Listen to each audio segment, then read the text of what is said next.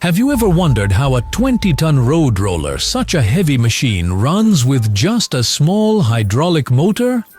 At first glance, it seems like the big steel drum is just rolling forward, but the real power is hidden inside its hydraulic system. The road roller's diesel engine does not directly drive the wheels or drum. It converts its energy into high-pressure hydraulic oil. Then this oil is sent to a small hydraulic motor. This motor weighs only a few kilograms, but it has enough power to easily move the entire 20-ton road roller forward. The hydraulic system is extremely effective in converting energy into torque.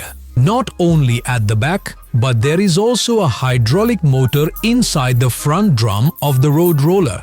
This motor continuously rotates the drum and activates the machine's biggest technology. Inside the vibration compaction drum, an eccentric shaft rotates very rapidly. This causes the drum to vibrate up and down and continuously apply pressure on the ground.